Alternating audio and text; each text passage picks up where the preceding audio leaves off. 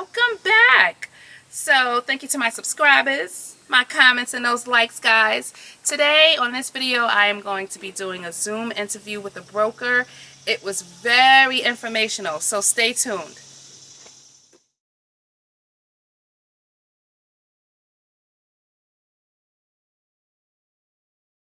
Hello to my subscribers. Hello to my YouTube family.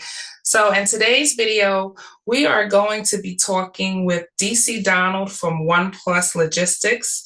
He is a broker. I thought it would be a good idea to have him come on and talk with him and ask him some questions that a lot of dispatchers might have. So welcome, Mr. Donald. Well, thank you for having me on your Zoom here, and hello everybody out there. So, Mr. Donald, I'm going to jump right into it. Can you please explain where the dispatcher is in the food chain of logistics dispatching? Well, dispatchers are an essential part of the logistics industry. Your dispatchers fall in line with, you start with the shippers, then you have the brokers, you have the dispatchers, carriers. You're part of the logistics chain, a very important part of it. Okay, great. What are some benefits to having a relationship with the broker when you are a dispatcher? Well, one of the greatest benefits, I should say, you can have with having a relationship with the broker is a lot of the times brokers will have freight available that's not out public. If you would, they haven't posted on the load boards or they haven't shared it publicly. So a lot of the times we'll have loads that we're holding on to or we just received. And when you have a relationship with a dispatcher, we'll often reach out to that dispatcher and say, hey, look, I have a load available and, would you be interested in taking it? You'll get first dibs in a lot of cases. Okay.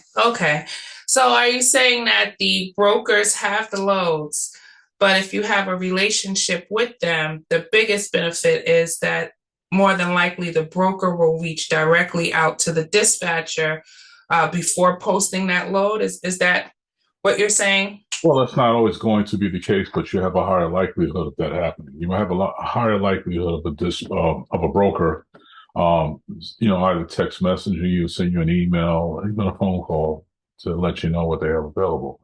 That translates into better loads, faster loads coming towards you, and sometimes even more money.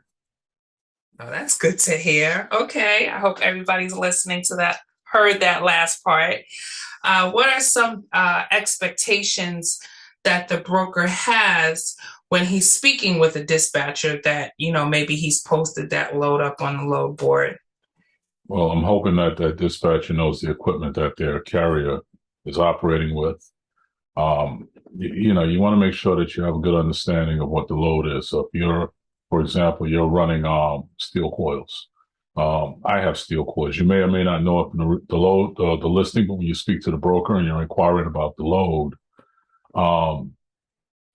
ask questions like that. Make sure that there's a good understanding. If the broker says you are required to have coil racks, know what coil racks are. Make sure you speak to your carrier if you have to. Make sure they have what they need to haul the load so that there's no confusion when the driver arrives at the shipper and they pull up at the loading dock and expect to get loaded and they don't have the equipment to haul the load. They have to leave empty. It's a big inconvenience. So you want to make sure that you protect your drivers by understanding what they're, knowing the capacity of the equipment they're operating. Very important, have an understanding of when you speak with the broker and you're negotiating this load, make sure that if the broker tells you that it's going to require, straps and chains and binders or, just whatever it may take, a certain amount of dunnage or, those are things that make 12 pieces of dunnage. You need to know what these things are, be familiar with the transportation lingo, make sure that you are aware so that you don't dispatch your driver onto a load that they can't handle. So know your equipment, know your equipment type, van, reefer. step deck, flatbed, you should know what you're talking about when you call the broker. That's right. You should know what you're dispatching. And, that's a conversation you'll have with your carrier when you and the carrier mesh together. You want to make sure that you know exactly what that carrier is capable of handling. And you also want to have a conversation with the carrier and what do they like to have. If they have some people like certain commodities, some carriers like to haul lumber, some don't. Some like to carry refrigerated foods, and they just know what the carrier you're working with likes, and keep that in mind when you're negotiating, trying to pull a lane for them when you're trying to keep them moving. So you don't want to put your driver, because they're going to receive a rate confirmation, that you're going to send them into a location. You don't want them to get there and be surprised. That's not really a good thing. Surprised in which way? Are you saying like because they may get stuck, or can you elaborate on that? What I mean by that is if you're sending a truck into a certain location to go do a pickup, and it requires a flatbed and they have a dry van, you just sent your driver to a load he can't handle. And you just wasted their time, cost of money, and everything else.